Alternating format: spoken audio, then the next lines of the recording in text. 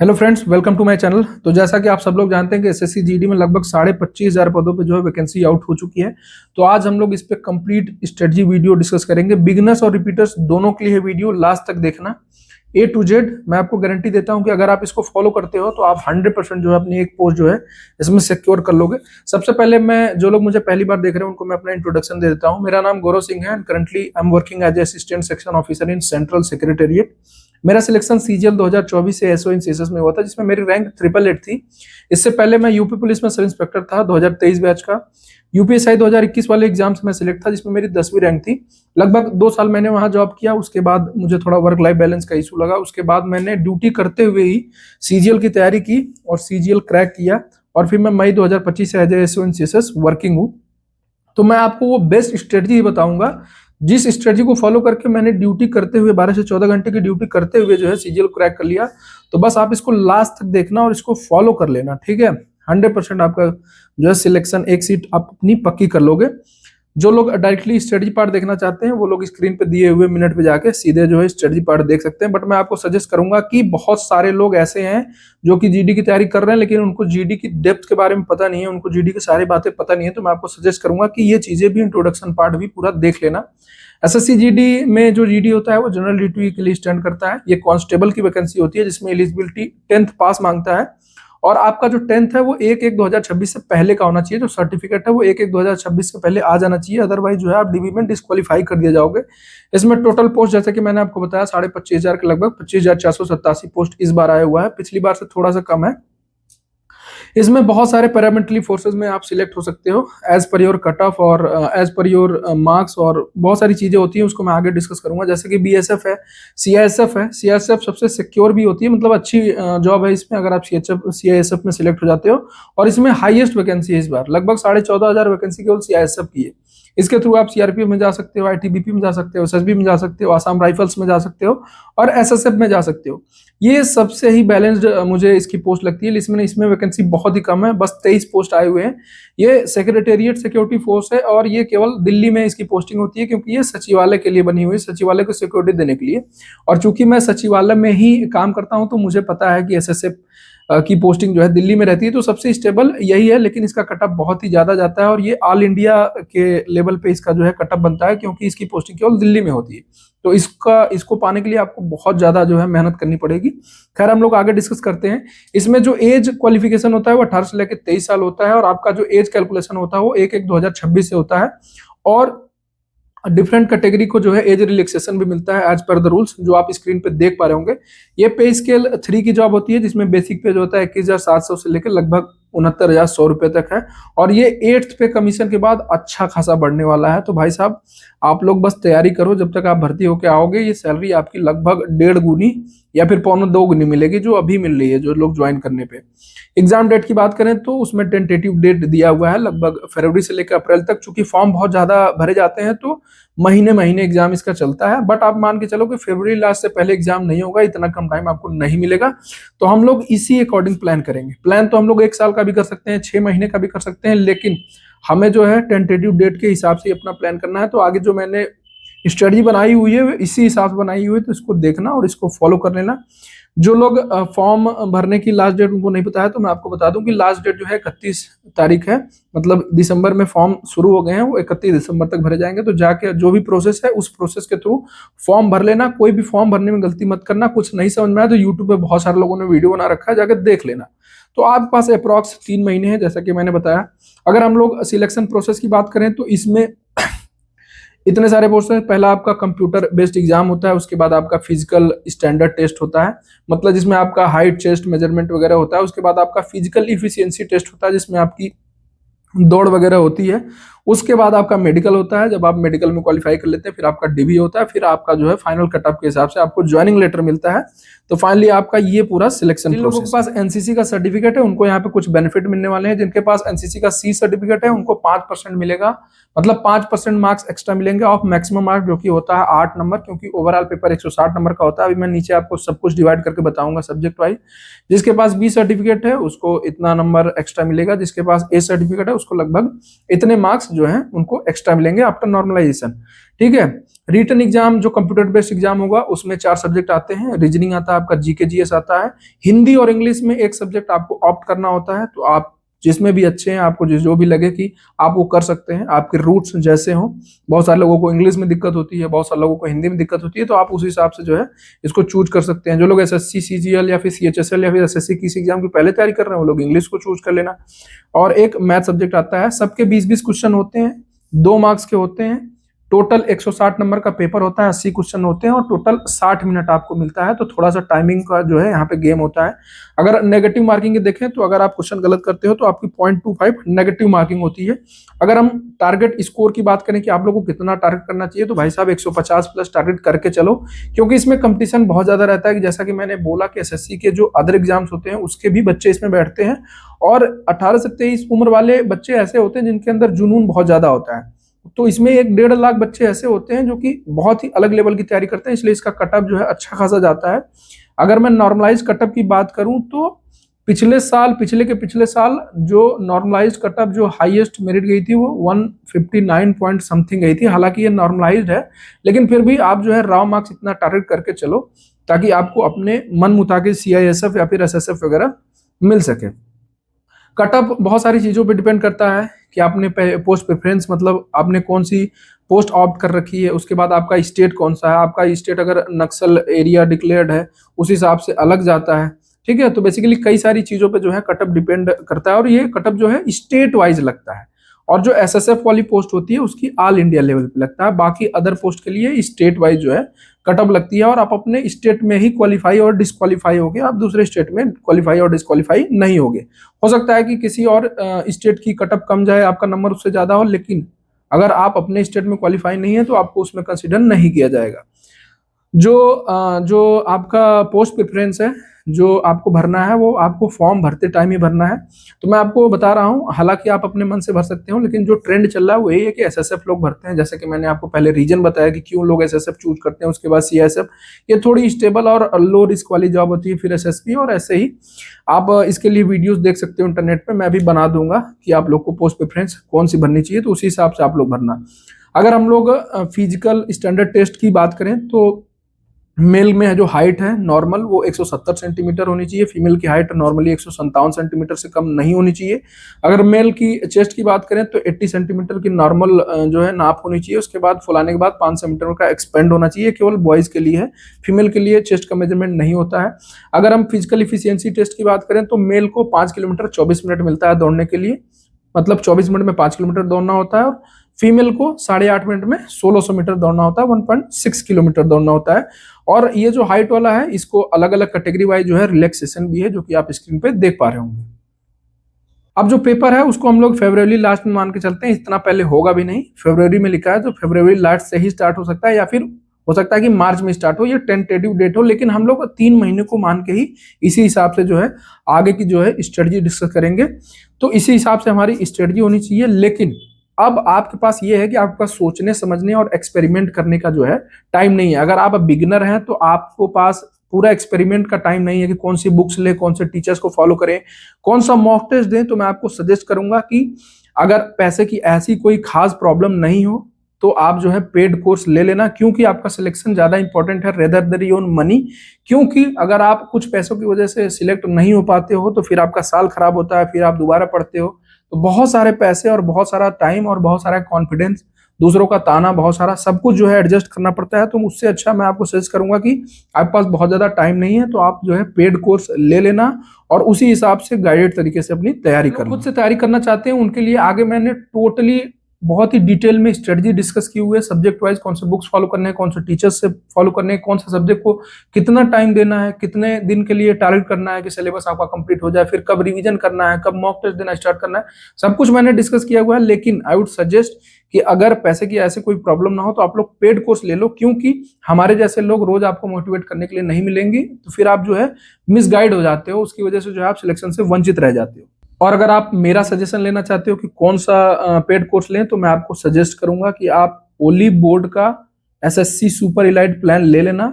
इसमें जीडी ही नहीं, एसएससी के सभी एग्जाम्स कवर हो जाते हैं, जिसकी आपको बाद में हो सकता है कि आप तैयारी करें, क्योंकि बहुत सारे लोग होते हैं अपना ग्रेड के ऊपर करने के लिए, या फिर कुछ लोग सिलेक्शन से रह जाते हैं तो वो लोग जो है तैयारी करते हैं। तो इसमें आपको एसएससी के सारे कोर्स जो है अवेल हो जाएंगे।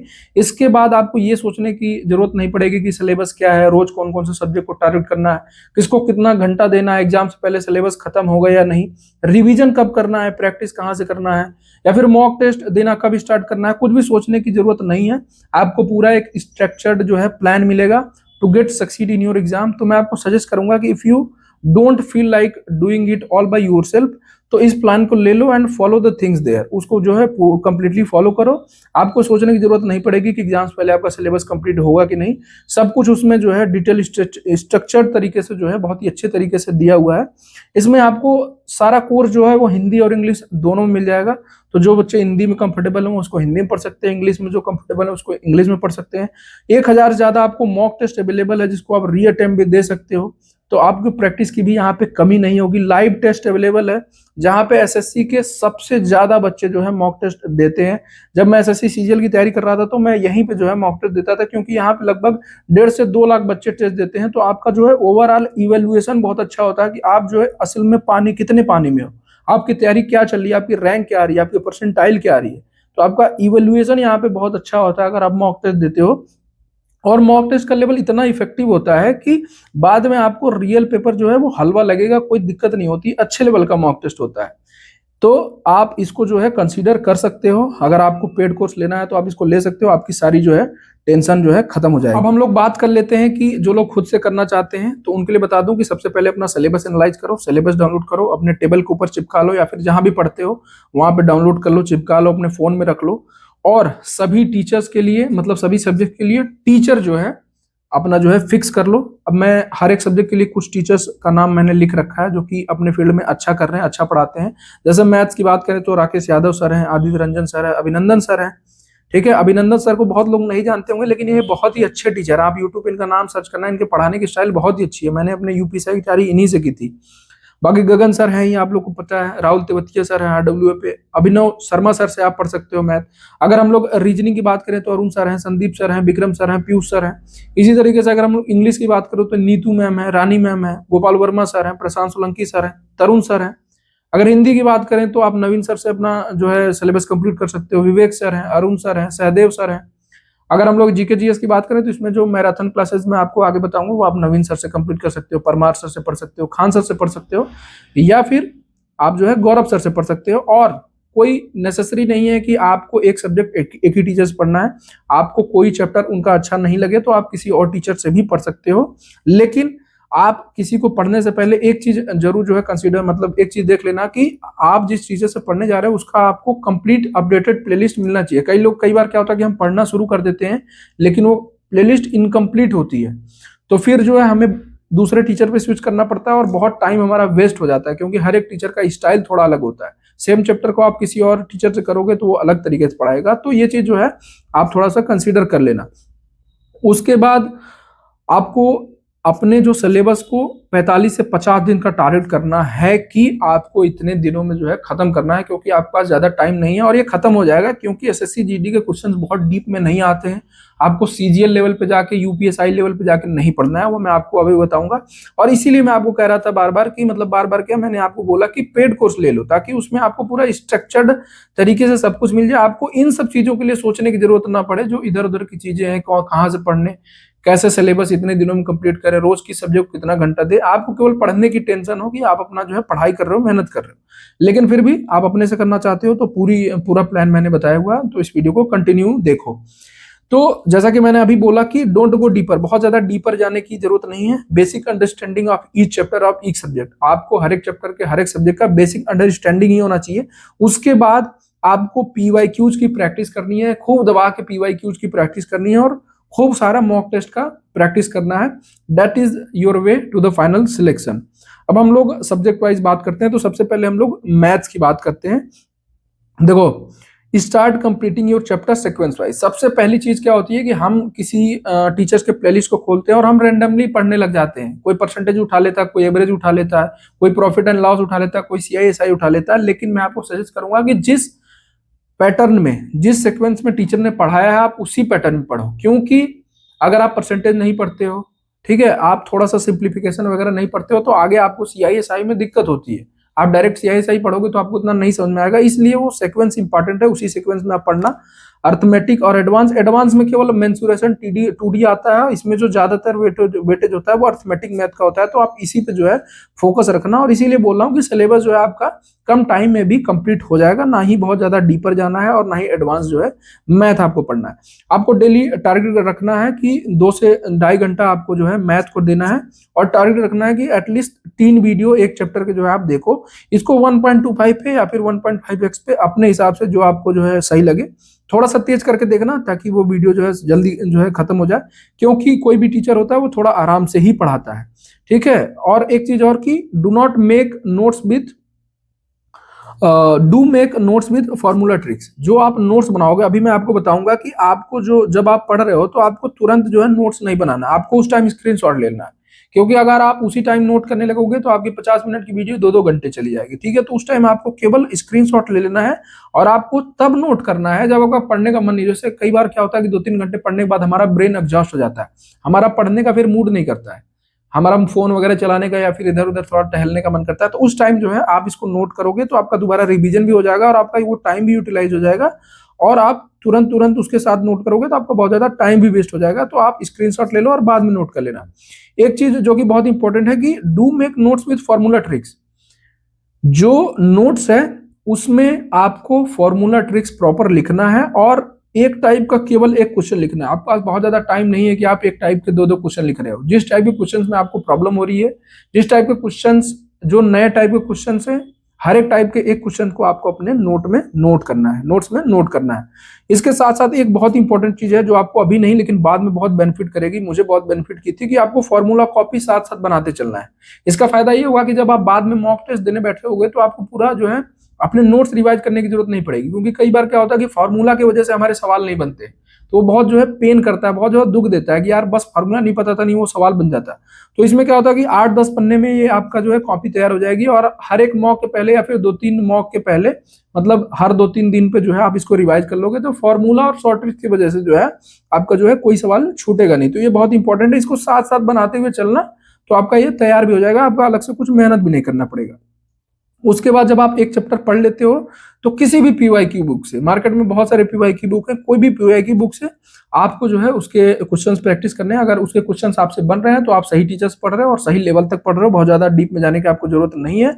और उसके बाद टाइम मैनेजमेंट के लिए आप उस चैप्टर का सेक्शनल मॉक जो है दे सकते हो। और अभी मैंने आपको बताया आप किसी भी ऑनलाइन प्लेटफॉर्म से दे सकते हो। अगर आप ओली बोर्ड का पेड कोर्स लोगे तो उसमें तो आपको 1000 से ज्यादा जो है मॉक टेस्ट देखने को मिल जाएंगे। बाकी आपके पास जो भी प्लेटफॉर्म है आप जो है उस पे जाके मॉक टेस्ट दे सकते हैं। चीज और जो कि बहुत इंपॉर्टेंट है, 90% बच्चे नहीं करते हैं, उनको कैलकुलेशन के इंपॉर्टेंस के बारे में पता ही नहीं है कि कैलकुलेशन कितना इंपॉर्टेंट है। भाई इस समय कंपटीशन में कैलकुलेशन ही मैटर करता है। किसी बच्चे को अगर बिना टाइमर के मैथ्स के क्वेश्चन करने के लिए कह दिया जाए तो वो कर लेता है, लेकिन टाइमर के साथ वो नहीं कर पाता है, प्रेशर में उसको प्रैक्टिस की कमी होती है, उसका कैलकुलेशन वीक होता है तो वो नहीं कर पाता है। तो आपको अभी से डेली 15 मिनट कैलकुलेशन की प्रैक्टिस करते हुए चलना है। इसके लिए बहुत सारे एप्लीकेशन अवेलेबल हैं। मैथ्स वर्कआउट नाम का भी एप्लीकेशन है जो मैं यूज करता था, जो आप स्क्रीन पे देख पा रहे होगे। इसमें आपको मिक्स क्वेश्चन की प्रैक्टिस करनी है, अभी से लेके चलना है। आपको टेबल अभी से 1 से 30 तक याद कर लेना है, क्यूब जो है 1 से 30 तक याद कर लेना है, स्क्वायर आपको 1 से 50 तक याद कर लेना है, डेसिमल टू फ्रैक्शन कन्वर्जन की जो इंपॉर्टेंट वैल्यू वो आपको याद कर लेना है, ताकि SI CI या फिर एवरेज रेशियो वाले सवालों में आपको डाटा के लिए सोचना ना पड़े कि डाटा की वजह से आप कॉम्प्लिकेशन में चले जा रहे हो या फिर आपको टाइम लग रहा है। तो ये चीज आपको अभी से करके चलना है। और मैथ्स स्टार्ट करने से पहले जाकर डिजिटल सम की वीडियो देख लेना, गगन सर की या आदित्य सर की, ताकि क्वेश्चन में डिजिटल सम लगाना सीख लो। इसकी वजह से हमारा बहुत सारा टाइम बच जाता है। और SSC GD जैसे पेपर में एग्जामिनर इतना दिमाग नहीं लगाता है, इसलिए आप जो है इलिमिनेशन कर सकते हो इस मेथड से, तो आपको बहुत टाइम बच जाता है। तो ये सारी चीजें जो है आप करके चलना। ये आप अभी आपको तुरंत याद नहीं होगा, आप डेली सुबह जब उठते हो पढ़ाई करने से पहले आप जो है टेबल 1 से 30 तक कहीं लिख लो, उसको रिवाइज करो, क्यूब रिवाइज करो, स्क्वायर रिवाइज करो। इसी तरीके से 1-1.5 महीने में, लगभग 1 महीने में आपको ये कंठस्थ हो जाएगा। तो ये चीज आप अभी से करके चलो। अगली चीज है कि try to complete 1 chapter in 3 to 4 days, मतलब एक चैप्टर को लगभग 3 से 4 दिन में आपको खत्म करना ही करना है। और आप सोचोगे कि इस हिसाब से तो 45-50 दिन में खत्म नहीं होगा, तो खत्म हो जाएगा भाई, क्योंकि शुरू में ही आपको टाइम लगता है। फिर जब आप जैसे जैसे आप पढ़ते जाते हो ना, वैसे वैसे आपको जो है ब्रेन उस चीजों को अडॉप्ट करने लगता है, चीजों को चीजें जल्दी आपके सामने जो है आपके दिमाग में क्लिक करने लगती है, आपका कंसेप्ट डेवलप करने लग जाता है। तो आपका ये टाइम धीरे धीरे घटता चला जाएगा, आपके नोट्स जो है पर चैप्टर जो है शॉर्ट होते चले जाएंगे, आप क्वेश्चन जो नोट करते हैं वो कम होते चले जाएंगे। तो बेसिकली लगभग 50 दिन में एक बेसिक लेवल का मैथ्स आपका तैयार हो जाएगा। जैसे कि मैं बार बार कह रहा हूं कि आपको बहुत डीप में नहीं जाना है, बहुत ज्यादा डीप में एसएससी सीजीएल या फिर कोई ऐसा यूपीएसआई जैसा एग्जाम नहीं है, तो ये आपका हो जाएगा। ये आपको जो है ये चीज आप ध्यान में रखो कि जैसे जैसे आप पढ़ते चले जाओगे आपका दिमाग जो है उस हिसाब से अडेप्ट करता जाएगा और आपकी टाइमिंग जो है घटती चली जाएगी हर एक चैप्टर को पढ़ने का। अगली चीज है कि revise your previous chapter notes as you are switching to the next chapter. जैसे आपका एक चैप्टर कंप्लीट होता है तो आप दूसरे चैप्टर पे जाने से पहले एक बार ओवरव्यू ले लो। आपको जाके हर एक क्वेश्चन जो नोट किया वो करना नहीं है, आपको केवल एक ओवरव्यू ले लेना है, ठीक है। जो भी बेस्ट क्वेश्चन आपने हर टाइप के लिख रखे हैं उसका एक ओवरव्यू ले लेना है, फॉर्मूला कंसेप्ट वगैरह देख लेना है। Repeaters can do the revision part according to their best, मतलब कि जो रिपीटर लोग हैं जो इससे पहले एसएससी के कोई एग्जाम दे चुके हैं या फिर जीडी दे चुके हैं, वो अपने हिसाब से जो उनको बेस्ट लगता है जिसकी वजह से उनको कॉन्फिडेंस आता है वो उस तरीके से अपना रिवीजन कर सकते हैं। अगली बात हम लोग करते हैं जीके जीएस करंट अफेयर वाले पार्ट की। तो लगभग वेटेज सबका सेम ही रहता है, स्टैटिक जीके का भी लगभग इसमें जो है ऑलमोस्ट वेटेज सेम ही रहता है। देखो करंट अफेयर के लिए मैं आपको सजेस्ट करूंगा कि आपको किसी भी का भी वीडियो देख के टाइम वेस्ट करने की जरूरत नहीं है, क्योंकि ये रेलवे का पेपर नहीं है कि करंट अफेयर बहुत ज्यादा आता है, ठीक है। सबका वेटेज ऑलमोस्ट सेम होता है और 20 क्वेश्चन में कितना ही आ जाएगा, लेकिन जो भी है आपका स्पीडी से कवर हो जाएगा। आप पिछले 6 महीने की स्पीडी ले लो और डेली उसको लगभग 45 मिनट समय दो, उसमें बहुत ही स्ट्रक्चर्ड तरीके से हर महीने वाइज भी अगर आप करना चाहोगे तो वो भी आपको मिल जाएगा, और कॉलम वाइज अलग अलग टॉपिक वाइज भी आपका जो है उसमें करंट अफेयर दिया हुआ है। मैंने यूपीएसआई के टाइम भी और सीजीएल के टाइम भी केवल यही पढ़ा, और मेरे जीके में यूपीएसआई में 40 में से 31 थे और सीजीएल में 25 में से 20 क्वेश्चन सही थे। तो आप जो है जीके वाली मेरी स्ट्रेटजी देखना, आप जो है करंट अफेयर के लिए स्पीडी पे टोटली डिपेंड रहो, हो जाएगा आपका। उसके बाद मैं आपको सजेस्ट करूंगा, जो लोग बिगिनर हैं उनको मैं सजेस्ट करूंगा कि कोई भी जीके की बुक पढ़ने से पहले आप जो है हर एक हर एक टॉपिक जैसे हिस्ट्री हुआ, जियोग्राफी हुआ, पॉलिटी हुआ, इकोनॉमिक्स हुआ, स्टैटिक जीके हुआ, फिजिक्स केमिस्ट्री बायोलॉजी हुआ, उसका वन शॉट मैराथन वीडियो देख लो, ताकि आपको जो है आइडिया लग जाए, ताकि जब आप बुक जाके पढ़ो डेली बेसिस पे, जो कि मैं आपको आगे बताऊंगा, तो आप कंफर्टेबल रहो। क्योंकि फिर आप ये चीजें जब आप कर लेते हो ना, तो एक कहानी के रूप में सब चीजें आपके दिमाग में पिरो जाती है, ठीक है। तो फिर जब आप बुक पढ़ते हो ना तो आपको वो चीजें रिलेट होती है कि अच्छा हाँ सर ने बताया था। अदरवाइज आपको जो है चीजें कनेक्ट नहीं कर पाते हो। अगर आप लूसेंट वगैरह डायरेक्ट पढ़ने बैठ जाओगे तो आप जो है चीजों को कनेक्ट नहीं कर पाओगे।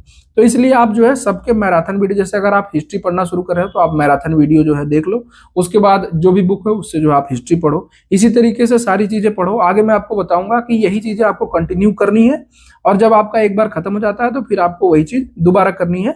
जीके आपका खत्म नहीं होगा, ये गंगा सागर है, ना ही 2-3 महीने में ऐसा आप बहुत ज्यादा तोप आप तैयार कर लोगे, ये हकीकत है। लेकिन हाँ, काम भर का तैयार हो जाएगा और उतना मोर देन इनफ है, ठीक है। डेली बेसिस पे लूसेंट या फिर जो भी बुक हो, आपको उसकी 1 से 1.5 घंटे की रीडिंग करनी है, टॉपिक डिसाइड करके।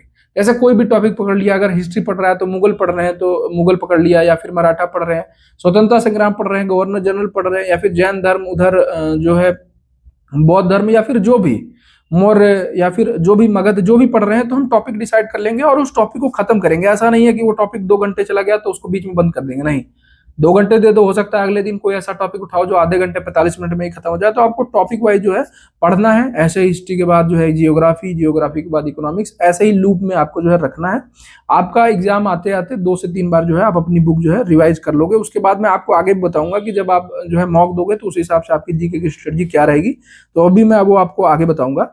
वंस कंप्लीटेड पीवाईक्यू, जैसे अगर आप एक चैप्टर पढ़ लेते हो तो उसके पीवाईक्यू लगा लो। पीवाईक्यू की बुक आपके पास होनी चाहिए। मार्केट में बहुत सारी पीवाईक्यू की बुक है, आप कोई भी ले लो, क्योंकि पीवाईक्यू तो सब में वही मिलेंगे। तो आप जो भी चैप्टर पढ़ लो, जैसे मुगल पढ़ लिया तो मुगल के जो है पीवाईक्यू के उसमें जो है पिनाकल ले सकते हो, उसमें कैटेगरी वाइज डिवाइड करके दिया हुआ है, या फिर कोई बुक ले लो उसमें उसके क्वेश्चन लगा लो, ताकि आपको ये लगे कि हाँ जो मैं पढ़ रहा हूँ वो पेपर में जो है फंस रहा है, ताकि आपके अंदर कॉन्फिडेंस आए। Continue this till your exam, आपको यही करना है अपने एग्जाम तक। जैसा कि मैंने बताया कि जीके खत्म नहीं होगा, नहीं आपको खत्म करना है।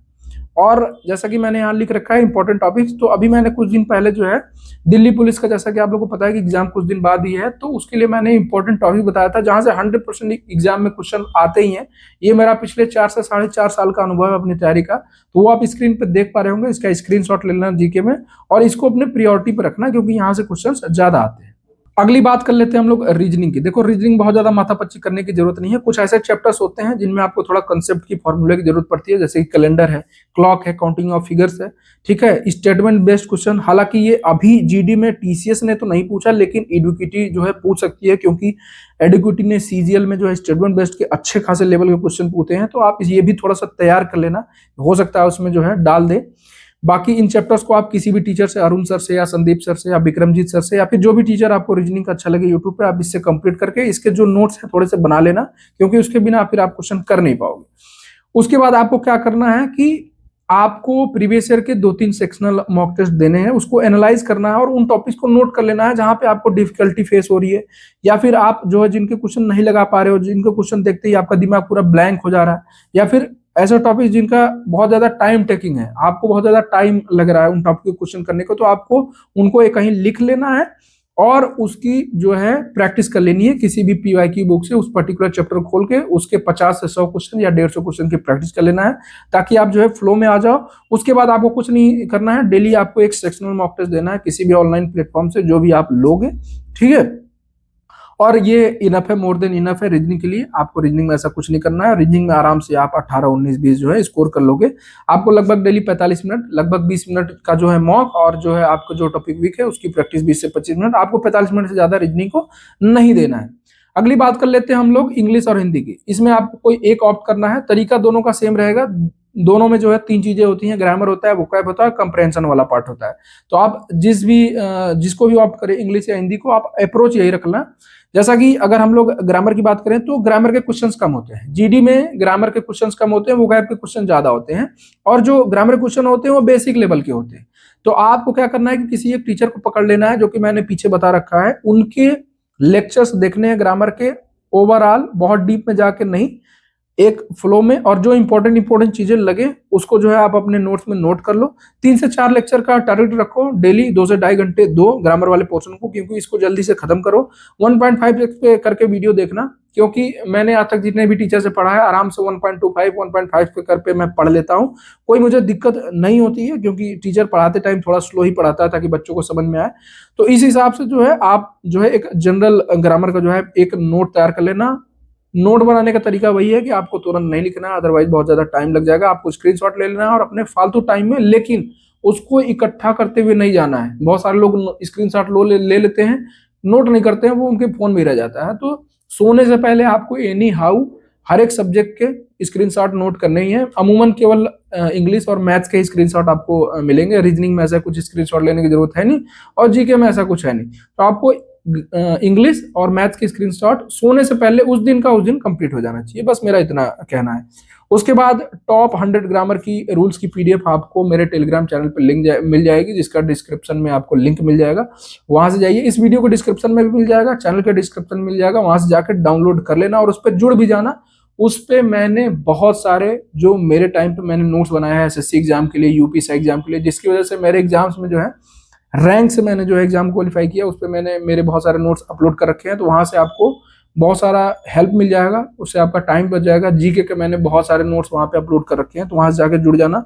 बाकी जो लोग सीजीएल को भी टारगेट किए हुए हैं, अभी उनकी एज कम है, इस एग्जाम को भी देना चाहते हैं, तो सीजीएल के लिए भी मैंने बहुत ही एक बेस्ट स्ट्रेटजी वीडियो जो है अपने चैनल पर डाल रखा है। उसका भी लिंक आपको जो है चैनल के डिस्क्रिप्शन मिल जाएगा, तो जहाँ के वहां से उसको भी देख सकते हो आप। अब जैसा कि मैंने आपको बताया कि वोकैब का वेटेज ज्यादा होता है, और इसके लिए आप एक पीवाईक्यू की बुक ले लेना, या तो ब्लैक बुक ले लेना, पिनेकल की ले लेना, या फिर कोई भी बुक जो आपको सही लगे आप यूट्यूब पे सर्च कर लेना। लेकिन मैं आपको सजेस्ट करूंगा कि ब्लैक बुक सही है, मैंने ब्लैक बुक से ही पूरी तैयारी की है। आप ब्लैक बुक ले लेना, और उसको उसमें जो है synonym, antonym, one word substitution, spelling, idioms and phrases, यही सारी चीजें जो हैं आती हैं। आपको केवल इतना ही पढ़ना है, उसमें पीछे बहुत सारी फालतू चीजें भी हैं, वो आपको नहीं पढ़ना है। पढ़ने का तरीका मैं आपको बता रहा हूँ, बुक तो सबके पास होती है, पढ़ने का तरीका सही नहीं होता, जिसकी वजह से लोग कभी वोकैब पे कमांड ही नहीं कर पाते और उनका वोकैब कभी खत्म नहीं होता। आपको मैं सजेस्ट करूंगा कि आप रोज 20 एंटोनिम, सिनोनिम ऐसे मिक्स करके मत पढ़ो।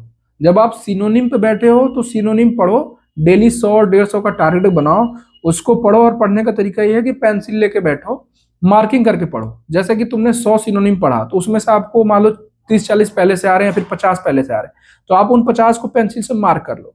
फिर पढ़ते पढ़ते जो है 8 से 10 दिन में सिनोनिम खत्म हो जाएगा। उसके बाद आप एंटोनिम पे जाओगे, तो सिनोनिम एंटोनिम देखो रिलेटेड होता है एक दूसरे से, ठीक है। सिनोनिम में आपको वर्ड का सेम मतलब वहां लिखा रहेगा, एंटोनिम में उल्टा लिखा रहेगा। तो ऐसे करते करते आप सिनोनिम पढ़ो, फिर एंटोनिम पढ़ो, वन वर्ड सब्स्टिट्यूशन पढ़ो, उसके बाद जो है एडम फ्रेजेस पढ़ो। उसके बाद जब आप वापस आओगे तो आप फील करोगे कि जब आप फिर से 100 क्वेश्चन को पढ़ रहे हो, 100 वोकैब को पढ़ रहे हो सिनोनिम के, तो आपको उनमें से अब 70-80 याद हो गए। तो आप उनको अनटिक कर दो, पेंसिल से रबर से मिटा दो, और जो आपको नहीं आ रहा है उनको आप फिर से पेंसिल से टिक कर दो। तो ये आपके पढ़ने का तरीका होना चाहिए। उसके साथ साथ मैं आपको बता दूं कि स्पेलिंग को डेली लेके चलना। बहुत सारे लोग स्पेलिंग को इग्नोर करते हैं, लेकिन स्पेलिंग 3 से 4 स्पेलिंग आता है, और ये जो है आपका रैंक डिसाइड करता है। ये थोड़ी बोरिंग होती है, लेकिन ये आपके कॉन्शियस माइंड से होता है। आप डेली जो है स्पेलिंग 30 से 35 या 50 स्पेलिंग पढ़ो, उसको वहां पे पढ़ो और प्रोनाउंसिएशन के हिसाब से अपने कॉपी पे उसको लिखो। इस तरीके से जो है आप डेली बेसिस पे स्पेलिंग भी तैयार कर सकते हो। तो लगभग डेली आपको वोकैब को 1 घंटा देना है, क्योंकि ये इंपॉर्टेंट है, ये आता ही आता है। और सेम जो है हिंदी के लिए है, ठीक है, उसमें भी ग्रामर है, वोकैब है, तो बस सेम वही तरीका है, बस वहां पे वो हिंदी हो जाएगी। अगर आपको जरूरत पड़े, आपको वोकैब रटने में थोड़ी दिक्कत हो, तो आप यूट्यूब पे लेक्चर्स ले सकते हो। कुछ टीचर्स ऐसे हैं जो वोकैब को न्यूमोनिक्स के मेथड से थोड़ा पढ़ाते हैं, तो वहां पे इजीली वो चीज ग्रैस्प हो जाती है। लेकिन वहीं पे है कि कोई इतना वोकैब आपको रट्टा नहीं मरवा सकता, जैसे जितना कि पीवाईक्यूज में आए हुए हैं। जैसे कि अगर आप ब्लैक बुक उठा के देखोगे तो लगभग 1400-1450 सिनोनिम है, इतना ही एंटोनिम है, तो उतना आपको वो नहीं पढ़ा पाएगा। लेकिन फिर भी आप स्टार्टिंग में इसकी मदद ले सकते हो, ताकि आपको याद होने लगी चीजें। इस वाले पार्ट में केवल कंप्रहेंशन और क्लोज टेस्ट ही आता है एसएससी जीडी में मैक्सिमम। तो आप इसकी प्रैक्टिस जो है पीवाईक्यू बुक से कर सकते हो। अगर आप टीचर से पढ़ना चाहते हो तो मनीषा बेंसल मैम जो है कंप्रहेंशन और क्लोज टेस्ट को बहुत ही अच्छे तरीके से कराई हुई है अपने चैनल पे। तो वहां से जाके शुरुआती कुछ वीडियोस देख लेना, उसके बाद अपने बुक से प्रैक्टिस करना। इसकी भी कोई टेंशन नहीं है, ये भी आराम से हो जाएगा। अब हम लोग ऑलमोस्ट कंक्लूड करने जा रहे हैं इस पार्ट को। तो आपको डेली स्टडी और जो आपका होना चाहिए 8 से 10 घंटे का इफेक्टिव स्टडी। देखो पढ़ते तो बहुत सारे लोग हैं 12-12, 15-15 घंटे, लेकिन वो इफेक्टिव नहीं होता। तो आपको इतना इफेक्टिव स्टडी देना पड़ेगा, और आपको कोई भी ब्रेक नहीं लेना है, क्योंकि अब आपके पास समय नहीं है। तो इसके लिए आप तैयार हो जाओ, क्योंकि देखो भाई नौकरी लेनी है तो मेहनत करना पड़ेगा। अगर भीड़ से अलग होना है तो कुछ दिन बस मेहनत कर लो, भीड़ से अलग हो जाओगे। उसके बाद आगे भी पढ़ना होगा, तो ड्यूटी में रह के मैंने दरोगा की नौकरी में रहते हुए कर लिया, तो आप कांस्टेबल की नौकरी में रहते हुए आराम से कर लोगे। तो वो बात की बात है। तो अभी से जो अपना पूरी जी जान डालना शुरू करो। इस स्ट्रेटजी को देखने के बाद से ही जो मैंने प्लान बताया उस हिसाब से स्टिक हो जाओ और अपनी तैयारी शुरू कर दो। तो जैसा कि मैंने यहाँ लिख रखा है कि do this for the next 45 to 50 days with full pace. ये आप करो, आपका सिलेबस ऑलमोस्ट जो है कंप्लीट हो जाएगा। बहुत ज्यादा डीप में नहीं जाना है। जैसा कि मैंने यहाँ लिख भी रखा है कि नो ब्रेक अंटिल एग्जॉस्टेड। आपको तब तक ब्रेक नहीं लेना है जब तक आपको ऐसा ना लगे कि अब मैं पागल ही हो जाऊंगा, ठीक है। तो फिर आप थोड़ा सा ब्रेक ले सकते हो, 2-3 घंटे मूवी देख सकते हो, या फिर थोड़ा बाहर टहलने जा सकते हो। क्योंकि मैं ये चीज सजेस्ट नहीं करता हूँ कि आप लगातार पढ़ो, लेकिन यहाँ पे आपके पास टाइम कम है।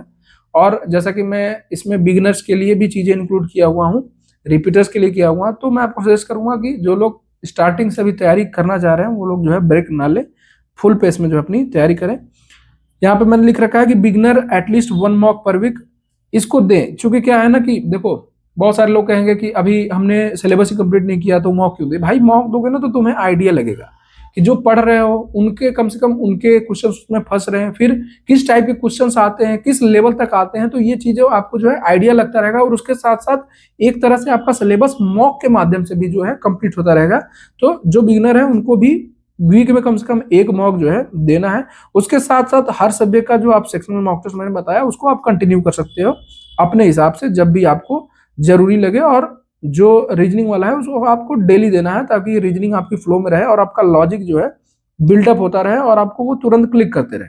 रिपीटर्स के लिए एवरी अल्टरनेट डे, और जब भी उनको लगे कि वो उसमें कंफर्टेबल है, कॉन्फिडेंट है, अगर 3-4 दिन पे भी देने पे उनको कॉन्फिडेंस आ रहा है, उनका नंबर अच्छा आ रहा है, तो आप उस हिसाब से कर सकते हैं। रिपीटर्स के लिए मैं उतना नहीं बुलाऊंगा, क्योंकि पढ़ते पढ़ते जो है थोड़ा सा जो है अपने हिसाब से अंदाजा हो जाता है कि मुझे चीजें कैसे करनी चाहिए।